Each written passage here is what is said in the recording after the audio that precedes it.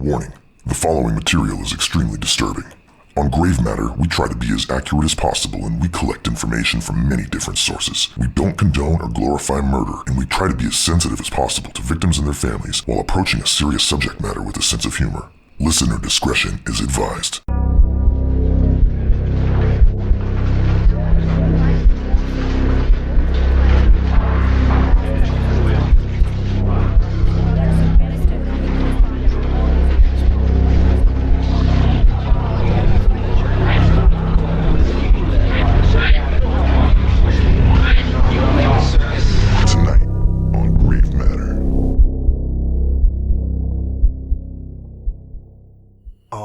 All right. Welcome to episode 19 of The Grave Matter. It's your boy Chris Lang and your girl, Jillian Gentry. How's it going? Let's just keep saying the same thing at the same time. That sounds really repetitive. How redundant of us. Welcome to episode 19 of The Grave Matter, the show where the muck ducks are real and the points don't matter. Muck ducks. Live from Murder Studios in Bertram, Texas. Today we have 13 crickets as guests. I don't know. And they are chiming in. As we speak. I like it when we finish each other's sentences. It sounds like it's more planned. It just goes back to the whole we knew each other in another life thing. Yeah, so we've realized that we were probably Bonnie and Clyde. Clearly. And I had the better holes. Bocephus and Cletus. Bocephus. Whoa! I just got that. We're not talking about bullets in this chamber. Stupid.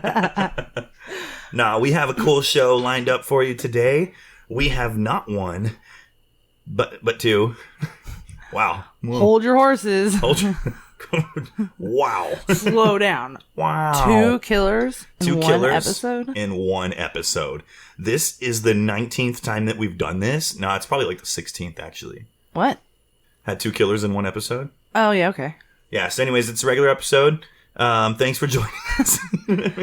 We appreciate it. Regularly awesome. Regularly. Like it regularly is. Outstanding. Who are you doing today? I'm doing Ronald Gene Simmons. That's right, Gene Simmons. I was like, wait a minute, with what? Ronald in the beginning. Well, is he older than Gene Simmons or younger? Was he named after Kiss? I don't know. He was born in 1940. So yeah, I think that probably qualifies. I think Gene Simmons was probably born in like 1957. 65 or something. I don't know. Well, now we got to figure that out. Hey Siri. What is Gene Simmons' birthday? Gene Simmons was born August 25th, 1949 and is 70 years old. That's his birthday today! No fucking way! What? That's crazy. Did he say 25th? Dude, we had a 1 in 365 chance of getting that shit right. We hadn't recorded. And by the way, why is your Siri some Australian guy? Because I don't like stick in the ass Siri, regular Siri. I like my man Australian right. Siri. It's Chris Hemsworth. Just calm down, all right? I make fun of him regularly for being named Siri anyway. Siri. So, yeah, you should have a different name. Yeah. It should be like, Siri, mate. Oi, Siri, mate. That'd be cool. I wonder if that probably works in other countries, you know? It is his fucking birthday. That is wild. That is wild as hell. Happy birthday. Happy birthday, Gene Simmons, not the killer. Please be listening. That would do so much for my confidence. So apparently Gene Simmons was named after this serial killer. This is a great story. 7 years later. What a motherfucking trip. That is weird. My guy is Jeremy Bryan Jones, a.k.a. Oklahoma, a.k.a. John Paul Chapman. Really? Yeah. A.k.a. a couple different motherfucking words. Anything's better than Jeremy. No, I'm just playing. I thought Jeremy Jones was a cool name. Like the guy that owns the Cowboys. What's his name? Something Jones, right? I don't fucking know. I don't know. Jimmy Jones. Jerry Jones. Siri's like, you fucking know it all, so I why don't am need confirmation. It's Jerry Jones. He's like, one moment. No Here's wonder. the roster for the Cowboys. Listen. I don't need the roster. I just need Maybe you should have asked him a rugby question. It's all good. It's Jerry Jones for sure. We don't have to look it up. Jerry Jones. I would Congratulations on your success. Yeah, absolutely. Ish. I I mean, you own a sports team. Right? You guys used to be fantastic. Right? That's a wonderful compliment. I would like to start today with an Area 51 update. Okay. We have 2 new factual facts Because, you know. What other kind is there? Mm-hmm. Infactual facts? Infactual, yeah. Then These facts are mighty infactual, first of all. Okay. So, Area 51, Rachel, Nevada, which is the little town that's right next to it, has declared a state of emergency preemptively. That has been approved by the state of Nevada. So Lincoln County has declared a state of emergency, you have heard right, in preparation for what is to come. Now, the event on Facebook, the original one, has been canceled, right? But instead, they decided to make an event where everyone could show up. There's supposed to be music and food and vendors, and it is called Alien Stock. So original. I know, right? It's very creative. I think they're expecting all the people that are going to show up to be like that guy from, what's that movie with Will Smith? Independence Day? You know, the guy that's like, I got probed anally. That one? Oh, Russ? I guess. The crop duster? Yeah. I think that's what they're expecting everybody to be when they show up. The wrong field, asshole. Right, yeah. I mean, I wouldn't be surprised. Ready to kick some alien ass. But Alien Stock is on. You can check the website out. They have a website. They have copyrights already. And the Air Force once again stated they are ready to defend their assets. And they stated that it would be simply dangerous to enter the property. I think we figured that much out. And I am stating for the record yet again that I will be staying home. I will as well. Although it's just because I have to work. All right. Who would like to go first? I don't know. This evening. Rock, paper, scissors? Okay, let's do it. Rock, paper, scissors. Oh, was I early? Uh-huh. Okay, so is it 1, 2, 3, flat? Uh-huh. Okay, ready? Oh, I'm gonna die. Well, don't do that. I've been crushed. I was scissors, she so was who rock. wins? You win. So I go first? Is that the winning? Or you pick. Oh, yeah, okay. Are you receiving or are you... Always. Okay. So. Like, well, I am married. All right, let's do you first. All right, let's do this. Ronald Gene Simmons. What was it? Ronald Gene Simmons. Ronald McDonald Gene Simmons. This guy was a total prick. Cheese dick alert. Cheese dick alert. Scooby-Doo. Mm-hmm. So get this. So, this is my second Ronald. Yes. I did Ronald Pribble, and was the Bayou Killer's name Ronald? Yes, it was. Ronald Dominique. Okay, so, Ronald out there, behave yourselves. Mr. Weasley. Uh-oh. Harry Potter. Yeah. I don't know shit about that, but... He's Harry Potter's best friend that I should have played. That you should have played? I know. That's all I know about him, is that... Yeah. I'm such a dumble dork. He's like... Sorry. He's we like can delete that, right? You know what I mean? He's like a third wheel. He's always a third wheel, but Okay. he winds up marrying Hermione. Spoiler alert. Yeah, which is a terrible fucking name. But anyway, So much. right? Like Hermione. Sounds like I half. think I called her Hermione while I read the books for that. I had no idea how to pronounce it. I was like, what a ridiculous fucking... Hermione. That's It makes about as much sense as Hermione. Hermione sounds like half STD, half small furry creature. Hermione. It's like, see the dog out there digging? It's looking for a Hermione. That's a terrible name. Sorry, Hermione. Brilliant wizard, terrible name. There's probably like a bunch of Hermiones out there that are like 12. I know, right? They're Or like 9 or listening something. to our fucking podcast. Whenever the They're fuck like, Harry "These Potter." assholes. Yeah. Yeah. Well, I don't know. So Ronald Simmons was born July 15th, 1940 in Chicago. Oh, nice. What Yeah. a lovely area. Yeah, that's what I've heard. They didn't mention any brothers or sisters, so as far as I know, he was an only child, or they didn't give a shit enough to say anything. And so Murderpedia was like really jacked up today. Yes, it was. And- Servers down or something. Same with me. It could barely... I got it to load like once. Yeah. Well, see, I never got it to load at all, and I rely heavily on it for like the story of the day. And it's not the only thing I use to research, but it's a pretty big one that I Like go a back. consistent source, yeah. So today was interesting because I couldn't even, it was hard for me to even choose a killer because I couldn't access Murderpedia. Yeah. And that's how I choose who we do. So, anywho, this is not from Murderpedia, any of it. So when Ronald was 3 years old, his father had a stroke and died. Starts out sucky. We're off to a wonderful fucking start here. Yeah, and his mother remarried in like a year's time. She was in some kind of hurry. I don't know. She married a civil engineer. He worked for the Army Corps of Engineers. Okay. And they traveled a lot for his job. They moved constantly, and Ronald Simmons hated it. He did not like that lifestyle. He craved like a structured Consistency, life. yeah. Yeah, and consistency. He wanted to stay in the same school for more than a few weeks or months at a time, and he hated moving around. Seems like a reasonable want, yeah. He started getting in trouble and acting out pretty early. At 17 years old, he gets in trouble for something. They didn't really go into it too much, but he gets in trouble, and as a punishment, his stepdad and his mother send him to like a military academy. Yeah. And he fucking loved it. Oh. He loved it. He thrived. Because he liked of the structure. the rigidity of it. He liked the structure. Wow. He liked being told what to do, when, where, what was expected of him. It's very easy. Yeah, you don't have to think. That's Pretty correct. much. You just get told what's expected of you. Yeah. And he loved it. He loved it to the point that as soon as he graduated, he joined the Navy. So he's in the Navy, and at age 20, he marries a woman named Becky Ulibarri, I think. Okay. Yeah, it's an interesting last name. Yeah. She was looking to change that shit. Yeah. he met Becky in Washington when he was living at the naval station Bremerton. Okay. They married in New Mexico on July 9th of 1960. Immediately, he's pretty domineering over her. Very controlling. He tells her what to wear. He wants her to be very... 50s housewife type. He put her in a lot of full coverage clothing, button-up shirts, Oh, like collar Saudi shirts. Arabia. Yeah. Yeah, he wouldn't let her wear makeup. He wanted her hair pulled back all the time. He wanted to basically make her unattractive to other males. How do females go along with that? I don't know. I don't have that part in my body that lets that happen.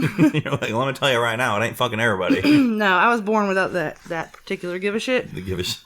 I was gonna say. Yeah, I'm pretty hard to rein in. I'm well behaved, but you know what I mean. Like nobody tells me what the fuck to do. Yeah. Pretty much. I'm grown. All right. In case anybody was wondering. Yeah. So over the course, she stayed with him for a very long time. Okay. Over the course of 18 years, they had 7 children Jesus. together. Mm-hmm. And he was pretty domineering over them too, as you'd imagine.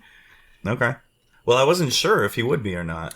He was. Very Spoiler much. alert. Yeah. They were allowed to go to and from school, and that was it. And I was kind of surprised after reading the rest of it that they were even allowed to go to school. Wow. In 1963, Simmons decides he wants to leave the Navy. Because of JFK. Probably. Yeah. I mean, obviously. All right. Was it November? Just says 1963, my man. Yeah. 1963, he leaves the Navy, and 2 years later, he joins the Air Force. JFK. Shoot for the moon, dog. So I guess he just took a 2-year hiatus, whatever. I like boats now. I like planes. But he was pretty successful in his military career. That's good. Yeah, I guess. I mean, during his 20-year military career, he was awarded the Bronze Star Medal. Oh, wow. The Republic of Vietnam Gallantry Cross for his service as an airman. Okay. The Air Force Ribbon of Excellence for marksmanship. That's like because you cleaned up your plate at dinner. Really? No. Get her done. I need one of those. I clean up all the people's plates after dinner. Combat V on your ribbon. That's what's good. Right. He retired from the Air Force November 30th of 1979. Okay.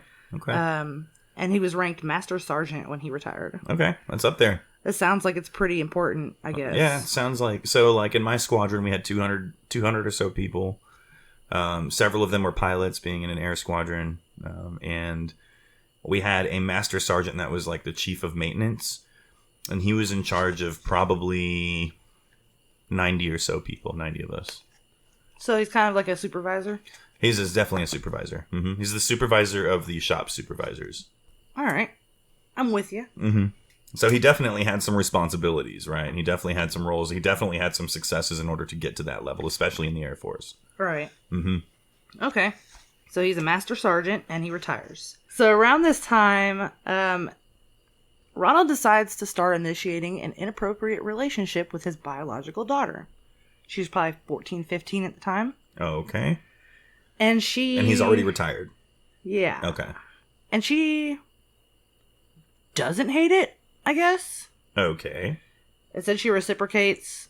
I watched a show on it. I watched like a documentary on it, and it even shows like them going to the grocery store together, and him and his daughter are sitting in the front seat, and the mother is sitting in the back seat, and they're just like flirting with each other and like hugging on each other, and yeah, they're just like they're acting like a married couple, and the people in the town were like, yo, what's going on? 'Cause And the mom was like everybody- in the back, like all Amished out. Just yeah, like, she was weird. just sitting in the back seat behind the driver's seat, just watching them with this weird look on her face. And they're just kind of like play fighting and like hugging on each other and sitting like right up next to each other, like a bench seat, you know? Weird. Yeah, a little bit. Yeah. Mhm. Yep. I mean, I get By along the with my way. dad, but none of that funny business kind of shit. Yeah. Yeah. So, It's fucking weird, especially with the mom right there. yeah, super weird. Straight Amished out. Super weird. It didn't get any better. So Sheila, his daughter, at 16 years old, becomes Boy, pregnant. Sheila. She becomes pregnant. Yes, with her father's daughter, his granddaughter, his granddaughter baby. I don't know what you would call that. I would call it incest. I was about to say I'd call it incest. Jesus. Where did this take place? They are at this point, they are in New Mexico. Where the wife... Okay, so they stayed there. Gotcha. For a minute. Okay. So she becomes pregnant with her father's daughter Jesus. and granddaughter. So she becomes As it she may. becomes pregnant with her sister. Yes. Okay. Yes. Okay. Now, Ronald Gene Simmons has an older son. His firstborn son is also named Ronald Gene Simmons. He went by Gene Jr. Perfect. Gene Jr. was like, that's fucking gross. Yep. So, scoobity whoop, I'm going to the fucking cops. And he does. He Dipset. he goes straight, what? Dipset. I thought he was going to leave the household for good. No, he went and ratted him out. He was Okay. like, fuck all this. So he goes to the authorities and he's like, yo, so, I have a new sister and niece. And my mom and they're the its same. mom, yeah. Same person. Yep. Mhm. Cops are like, what am I, a fucking mathematologist? Just tell me what happened. The baby's name is Sylvia, by the way. Weird. Yeah. So he goes to the authorities and he informs them of this incestuous relationship between father and daughter, his younger sister. And they launch an investigation into him. They bring Sheila in and she's like not having any part of it. She's like, nope, I'm not saying shit. That's my dad. Like, How much time had passed? Like, was... this was right after she had the baby, I suppose. Okay. But she was like, she was fine with the way things were, and she was pissed her brother ratted him out. So Wow. she like refused to say anything incriminating against him. She wouldn't confirm or deny anything. Okay. And Ronald was like, let's hit the fucking bricks. Like, he wanted to get the hell away from there. The brother? No, the father. Okay. The father's like, thanks a lot, Gene Jr. Like, what the fuck? And so they packed all their shit. Now we gotta leave town. Yeah, and they hauled ass, and it worked. They New Mexico lost track of him completely because they started living this like communal lifestyle. Okay. So they moved to like a 13 acre tract of land in Arkansas, Okay. and there was 2 mobile homes on the property, and they like put them together to make one big home for them all to live in. Okay. But neither of the houses had like phones or plumbing or anything like that. Sounds super, super comfortable lifestyle. Uh-huh. I do believe that's a step backwards. So Ronald essentially separates his family from the rest of the world. He builds a privacy fence around the entire compound that is like 10 feet high in some spots. Wow. He puts up fences and he prevents his kids from even contacting or playing with kids that live next door or in the neighborhood. Like, he won't let them talk to anybody, right? Yeah. Still school and straight home. Nothing else. No after school activities either. It's only the bare minimum to get by. Yeah. So sometime in 1987, Simmons forces his children all to hand dig like a cesspit for their outhouse. Okay. That comes into play later. Okay. So while they're in Arkansas, Simmons has like a string of like low-paying menial jobs. You know what I mean? He went from being in the military to be successful in the military Yeah. to working at gas stations and stuff like that. Huh. He worked at one company, and after being reported for sexual harassment several times, he quit. He became a gas station clerk, and he worked there for a year and a half, and he quit on December 18th, 1987. Okay. Around this time, his family starts to slip away from, like, his domineering lifestyle. Yeah. They're all getting older. They're getting older, right. Yeah, And that they're makes like, sense. fuck your bullshit. And Becky begins telling her grown children, because at this point, Gene Jr. and Sheila have moved out because they're old enough. Mm-hmm. So she's writing letters to her kids saying, like, I'm sick of this shit. I'm tired of being a prisoner in my own home. It's been 2 decades and I don't have any freedom of any kind. And he's not even bringing money into the house anymore. Like, Yeah. there's no reason for me to stay here, blah, blah, blah. At this point, Ronald gets really... Flustered. He has, like, a temper tantrum. Yeah. And he's like, fuck all these people. They won't listen to me, whatever. So he starts locking himself in his room by himself for a long time. He won't speak to anybody. He only leaves to go to the bathroom and get food. And then he goes right back in his room and locks himself in there. Red flag. Yeah. And Sheila is the one that really has disappointed him at this point because she started dating a guy and they got married. And then they had their own child of their own. And so her and her family, including Ronald's daughter, are living in a house outside of the compound. Okay. So he's, like, super pissed at her. Mm-hmm. He feels like she's betrayed him and he has, like, a love-hate relationship with her, and it's not healthy. Yeah, sounds about like the furthest thing from it. Yeah, it's really uncomfortable. Christmas of 1987, this is, like, shortly after he quit his gas station job. Christmas is approaching, and the whole family is coming to the compound to celebrate Christmas dinner or whatever, which is the first time they've all been together in months. They've all kind of had enough of his shit. He actually orders a bunch of gifts for all the kids. He's, like, into it. Huh. He spends a bunch of time ordering stuff from Sears. Okay. And it seems he's kind of loosening up and he's excited about seeing his whole family together, right? Right, yeah. Like he's finally coming around or some shit. Right. So on the morning of December 22nd, Ronald and Becky send all the children to school. It's their last day of school before Christmas break, right? The only 2 that are left behind are Gene Jr., he's 29 at this point, Okay. and their 3-year-old granddaughter. I guess it's Gene's daughter. Okay. So after the children leave the house, Ronald proceeds to bludgeon Becky nearly to death. He just, like, separates her into the living room and beats the shit out of her. He then goes into the other room and finds Gene Jr. and does the same thing. And he's having a hard time. You know, Gene's 29 at this point. Yeah. So he shoots Gene Jr. in the face 4 times. I take it he did not make it. He did not. Then he returns to the living room where Becky is, and he shoots her twice in the face. Kills her. And then he strangles the 3-year-old, his granddaughter, to death. Wow. And he dumps all 3 of them into the cesspit that he made his children dig. Wow. Couple Dug months their own before. grave. Basically, yeah. So he dumps them all in there, and a few hours later, school ends, and all the kids come home. And Simmons calls them into the back of the house one at a time, saying, like, I have an early Christmas present for you. Like, I'm so excited. And he calls them in there one at a time, strangles or drowns them, takes them out, dumps them in the pit, calls the next one in. Oh my god. Yeah. I believe at this point, all in all, he has killed 7. Oh wow, it's that many. Okay. I believe it was 4 school-age children that went to school. Yeah. Then Becky, Gene Jr., and his daughter. Jesus Christ. He killed everybody. Yep. Well, he's working on it. Yeah.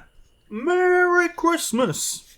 On the morning of December 26th, the day after Christmas, that's when their Christmas dinner is supposed to be happening, the family dinner. Okay. William Simmons and his wife Renata Mae Simmons show up with their 20-month-old son. They're the first ones to come to the house for Christmas dinner. Immediately, Ronald shoots William and Renata. He moves them into the dining room of the house, and he, like, covers them with blankets and sheets and their coats and stuff and just leaves them there. Okay. Then he kills the baby. He kills the baby, the 20-month-old baby. And he takes the baby's body out and puts it in the trunk of a car that's behind his house. Just like some broken down car. Okay. I don't know why. Yeah, it's weird. He separated them. Right. Later on, not very much later, which is maybe why he stored them in the house instead of taking them out to the pit. Yeah. Sheila shows up with her family. So it's Sheila, her husband, Dennis McNulty, and their 7-year-old daughter Sylvia that he fathered. Yeah. And a 21-month-old son named Michael that the couple had together. They show up, and he shoots both the adults immediately, kills them, and So what are we at, like 10 and 11? uh-huh. He strangles Sheila, and then he strangles 21-month-old Michael. Yeah. Kills them both. He puts Michael in the trunk of a different car in the back. This guy's obviously lost his marbles. He put the other 3 in the dining room and covered them up with their coats and sheets and blankets. Mm-hmm. And just fucking chilled with them. It's weird. Yep. After Jesus. he murders his family, he gets up, gets dressed, and he goes to Sears to pick up the gifts that he ordered for them. Okay. Yeah, and then he goes to like this private club that he was a member of and chills out there for a while, and then he goes home and spends the weekend watching TV with his family, his dead family in the dining room. Rotting. Yeah. Not cool. No, not exactly Not cool. the way things should be conducted, I guess. Yeah. So the following Monday morning, Ronald takes Gene Jr.'s car and he drives to town. He's on a mission to like finish his killing spree, and he wants to like kill all the people that has wronged him. Which by this point is everyone he's ever met. Yeah. Mm-hmm. So he goes into the law firm of Peel, Getty, and Gibbons, and he shoots the secretary and kills her. Wow. Her name is Kathy Cribbins Kendrick. She's young, pretty, and he shoots her and kills her. Come to find out, she's the one that reported him for sexual harassment at one of his jobs. Okay. And so... I was going to say, how is she connected? Yeah. Yeah. So he just went in there and killed her. Scooby Whoop, in and out. Yep. Then he went to Taylor Oil Company, where he shot and wounded Rusty Taylor, who owns the Sinclair Mini Mart where Simmons had worked. The gas station. Okay. Yep. Yeah, he yeah. owns the gas station. Wow. Yeah, it sounds like, it's the Taylor Oil Company and his Mr. Taylor. He's probably related. It's his dad's business or something, Right. He then kills a guy named Jim Chafin, who's a fireman and a part-time truck driver for Taylor Oil. He just happened to be in the wrong place at the wrong time. He entered the room. Yeah, he shot and killed him, and he wasn't he wasn't a target to begin with. Yeah. So then he goes to the He's actual... killed like 15 people at this point. Yeah. He goes to the actual mini mart where he worked, and he shoots and wounds Roberta Woolery and David Slayer. So he didn't kill everybody he shot, but his total body count was 16. Wow. His last stop was the Woodline Motor Freight Company. He used to work there for a woman named Joyce Butts. He shot and tried to kill her, but she survived. She took a shot to the head and the chest. Caught the bullet. Yeah. Threw it back. And it's weird because he had firearms, but before he went on the second part of the killing spree, he actually went to Walmart and bought a new gun for it and new ammunition. I feel like in everything that you've told me so far that this guy had some weird plan to get away with it, like separating the bodies in the trunks and putting some of them here and like buying a new gun and like... Not based on the way it concludes. I mean... Well, so that's the thing. It seems like it's a very dumb plan, but a plan nonetheless. Maybe. Like he's like a plan from a guy that's lost his shit, you know what I mean? Right. Well, he takes one of the workers for Woodline Motor Freight. Her name is Vicky Jackson. He takes her at gunpoint into the computer office. I don't know why they call it the computer office, but... Right. Right. What kind of 1980s terminology? He like shoves her down in a chair. He hands her the phone. He says, "Call the police. I've done what I came to do. It's all over now. I've gotten rid of everybody who's ever wanted to hurt me." And he surrendered to the police when they showed up. Wow. He was immediately sent for psychological testing. I bet. To determine if he was competent to stand trial. Mm-hmm. He was deemed competent. He was convicted on May 12th, 1998 in the Franklin County Circuit Court for the deaths of Kendrick. And that's in... Where's Franklin County? Arkansas. Gotcha. So he was convicted of the murders of Kendrick and Chafin. Mm-hmm. On May 16th, Judge John Samuel Patterson sentences him to death by lethal injection plus 147 years. Just in case. Yeah, just in case. Now, Simmons immediately refused all his options to appeal. He didn't want to appeal. He was like, no, yeah, I did it. He's like, I'm done. There's nobody left here to boss around, so... Mm-hmm. Yeah. He was found guilty of the 14 counts of capital murder and the deaths of his family members. Wow. They found him guilty on February 10th of 89. I guess his lawyer, Bynum, offered a possible motive, and he presented a note that he found in the safe at the family's house. Uh-huh. And it was a letter that Simmons had written. It goes into detail about his love-hate relationship with his daughter, Sheila. So this is basically the catalyst that started this whole thing. Okay. Makes sense. I mean, from, the events so far. Right. Maybe that was the opposing lawyer. Right. All right. So, I don't know. With a case this fucked up, you never know. Lawyer's like, yeah, dude, I don't know. This guy's kind of a piece of shit. Let's be honest. for real though. So the judge ruled that the letter was admissible, and it pissed Simmons off, and he lashed out at Bynum, and he punched him in the face. And then he tried to grab for a deputy's handgun. How'd that work? Not so good for him. They were pretty easily, they got a hold of him and rushed him out of the courtroom in chains, basically. Mm-hmm. He was sentenced to death by lethal injection in March of 89, and he again waived all his rights to appeal. He really wanted to be executed. Yeah, sounds like it.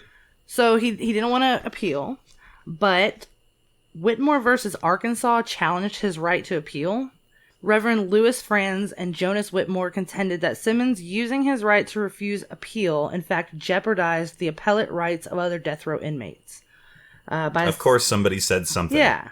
He didn't want to stop his death, but other people stepped in and tried to. They were like, well, what big picture. Yeah.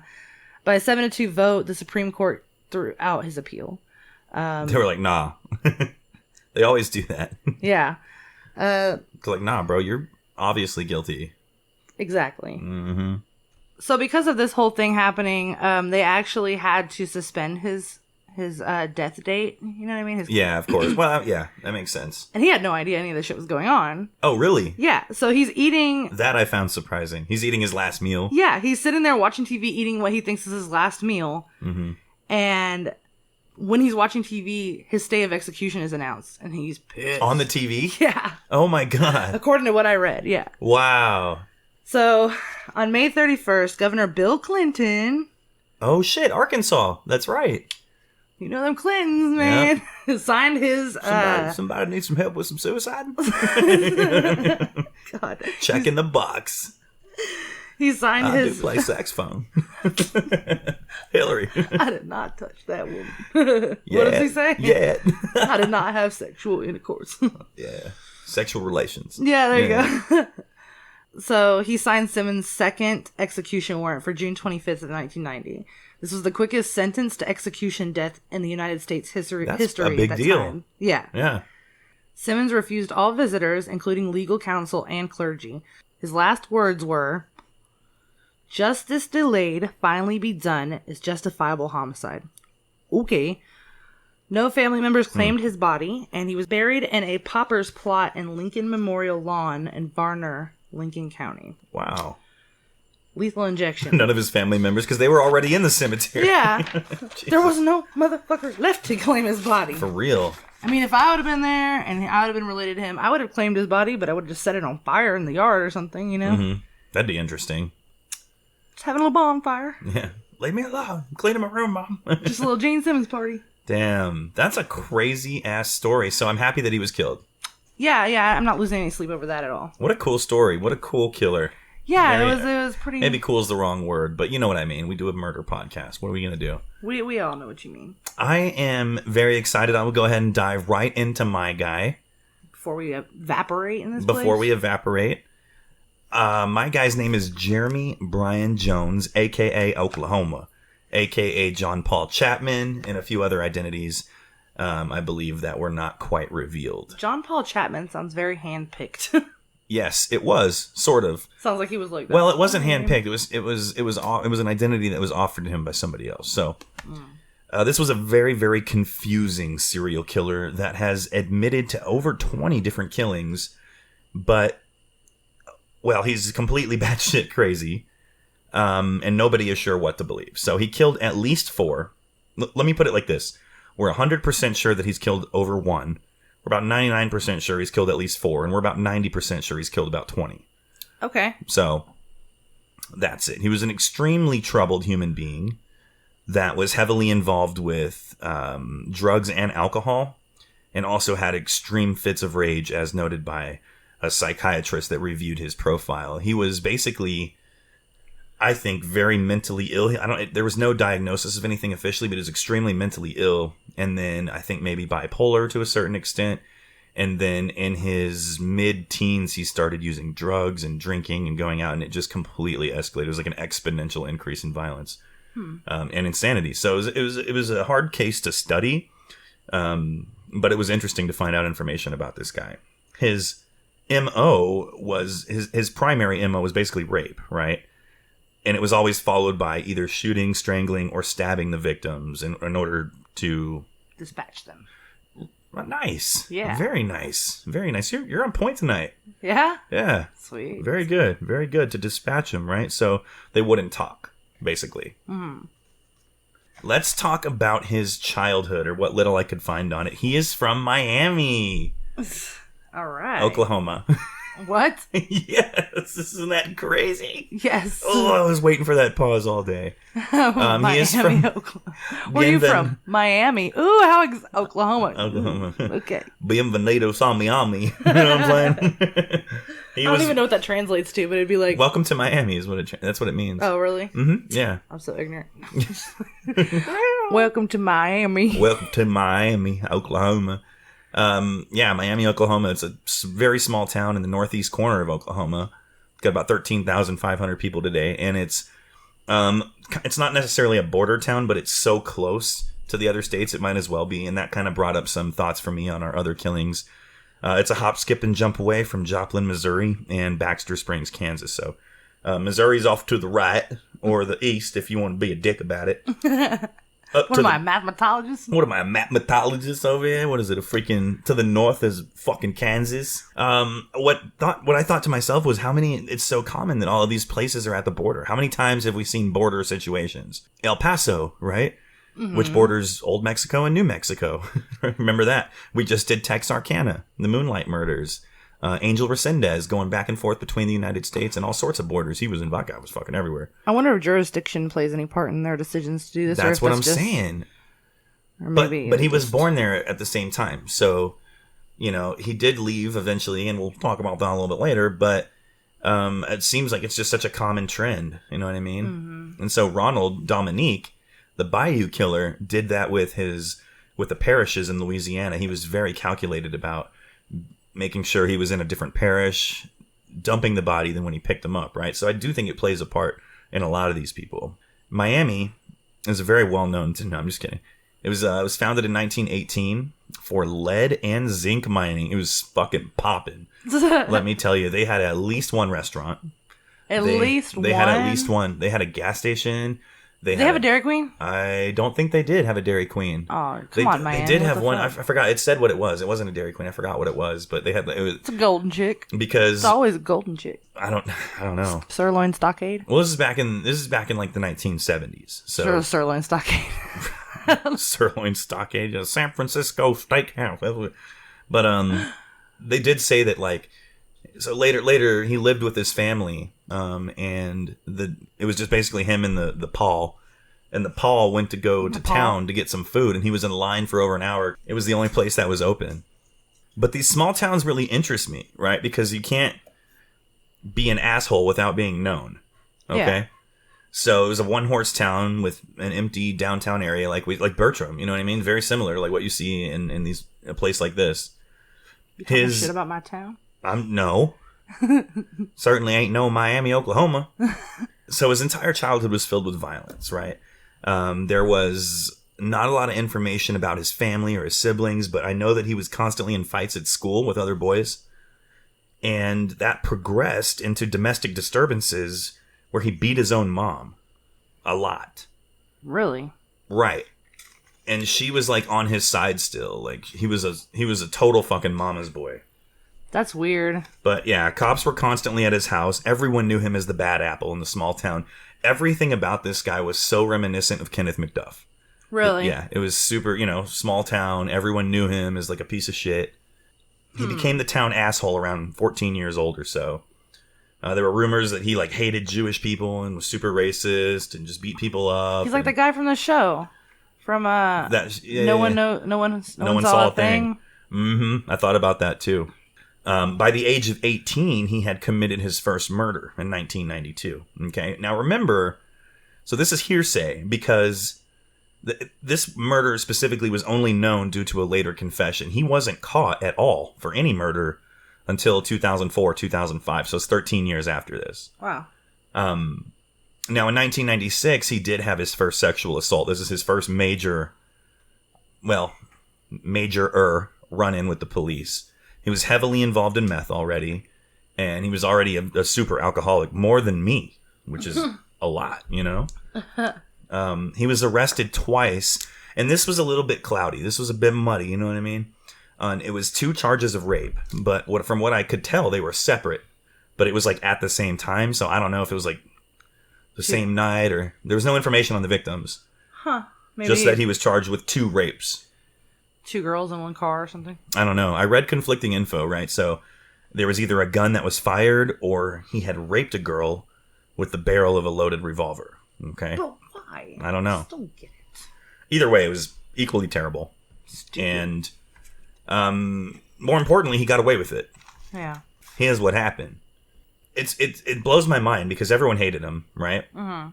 When he went to stand in front of the judge, they downgraded his charges and sentenced him to a probationary period, it was like a year, and ordered him to take sex offender classes.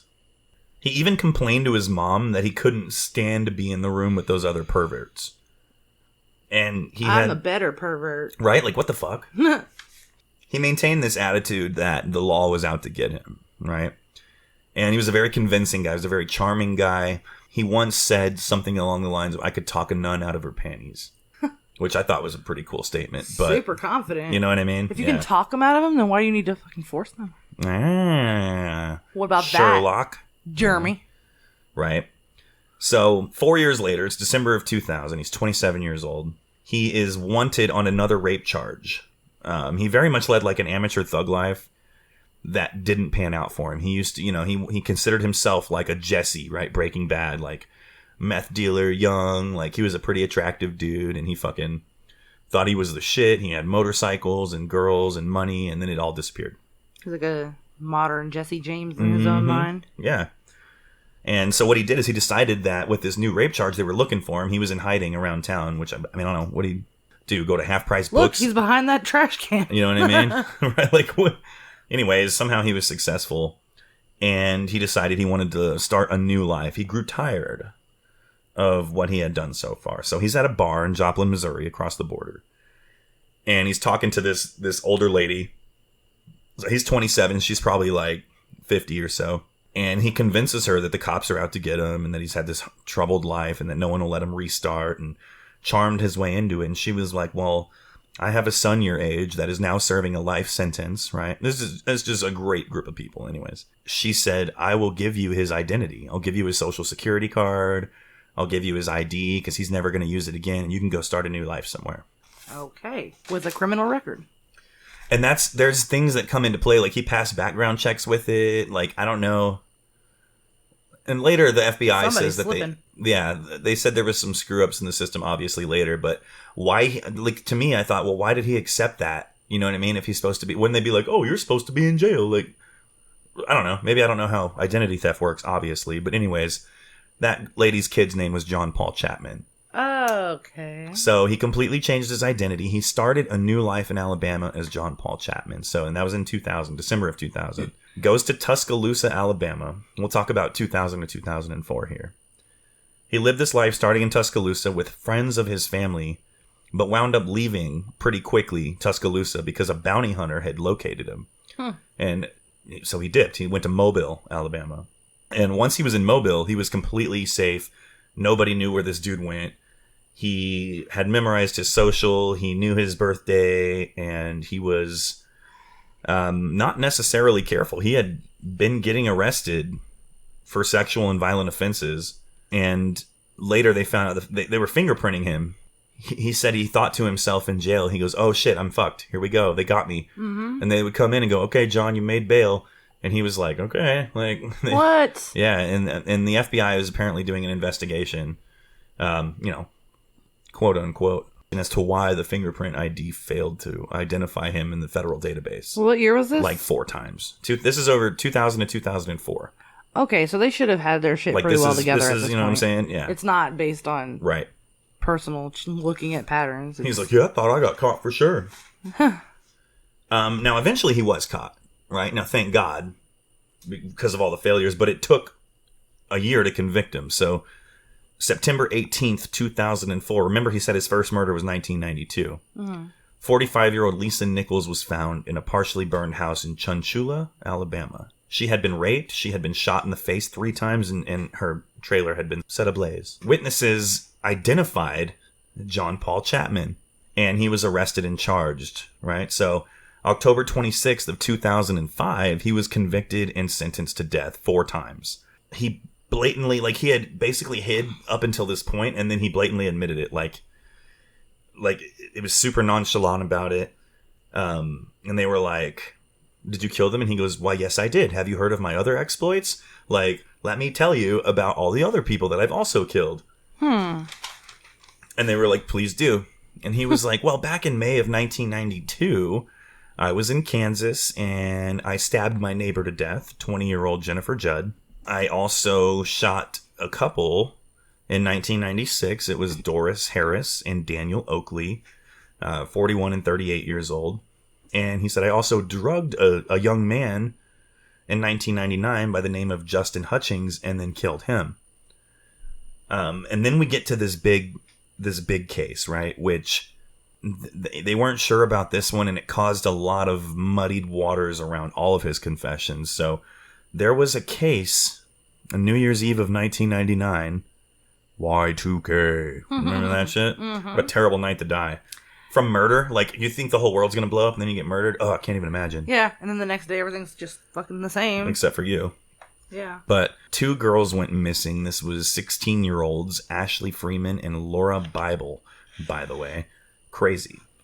And they were spending the night at Ashley's house, right? And Ashley's parents, Danny and Kathy Freeman, were found shot and burned in their trailer, and the 2 16-year-old girls were missing. That's not good. Yeah. It was not. He admitted to this crime. And he said, yeah, it was a bad meth deal. The parents owed me money. Well, they owed my friend money, and I was contacted to get rid of them through a mutual friend. The crazy thing about this is Tommy Lynn Sells also confessed to this murder. No shit. Yeah. Interesting, right? Yeah, And Tommy Lynn Sells, this was messed up. Anyway, he was all over the place. Yeah, he was. Last year, 3 other guys were charged in that crime, though, in 2018. But everybody killing them. Two of those 3 guys were already dead. One had died in like 2005. One had died in 2017. And there was one guy left, Ronnie James Busick. He was arrested and charged with the crime, but it was the exact same story that Jeremy told. It was a meth manufacturing deal that had gone wrong. And basically they were like, yeah, we took the girls, we raped the girls, and we got rid of them. You know what I mean? But Ronnie James Busick denies the whole thing. He's like, I wasn't even fucking there. I might have been one of these other crazy guys. And Jeremy Jones, took a lie detector test and passed it on all of these killings, but there wasn't enough evidence to get him. Well, what made them suspect this Busick guy?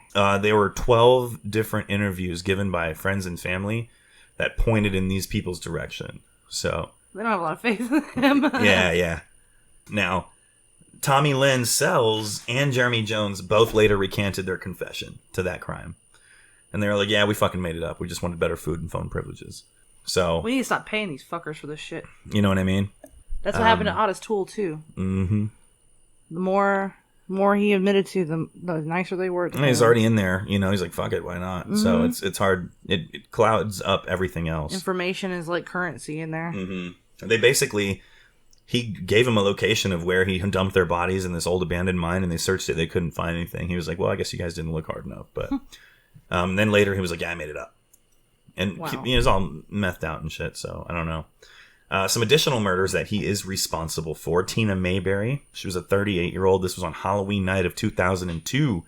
And she was dressed up like Betty Boop and left a bar, and that was the last time she was ever seen. That sucks to die looking like Betty Boop. Right. Damn. Patrice Andres. That was April 15th of 2004. Melinda McGee was actually before that in 2003, March 24th. Catherine Collins was a 47-year-old that was strangled and stabbed. Amanda Greenwell was a 16-year-old found stabbed with a broken neck. And most of those, they do believe he was the one responsible, but he hasn't been charged for any of them. There's like one more. There's like one other person he got charged with.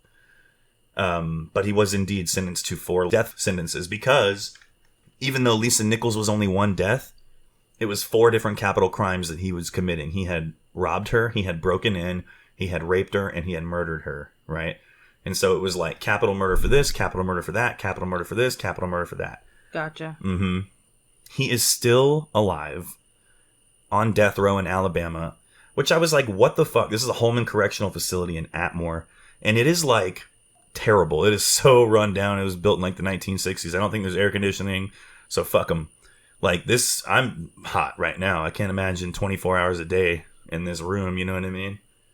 Water and bread and fish sticks or whatever the fuck, I don't know. Screw him. Mm-hmm. But I know the Supreme Court just overturned that whole lethal injection thing, so they're going to start that back up again. So I think maybe it'll finally be his time. But as of now, he is still alive. He's just waiting for it. Anyways, that is about it. The story of Jeremy Jones. There he is, Alabama, still a piece of shit, killing everybody, and there he awaits. So 2 very interesting stories for today. Indeed. Indeed. I love this job, let me tell you. Check us out on social media. We'll be back next week for a very special episode 20. Still planning out our premium content. That is taking longer than we thought. We apologize, but it is what it is. We want it to be right. We want to be able to offer you guys stuff. So please stick around. Anything else to add, Jill? No, I don't think so. All Just right. kind of same old shit. Same old shit. Thank you guys for joining us, and we will see you next week. Take it easy, weirdos.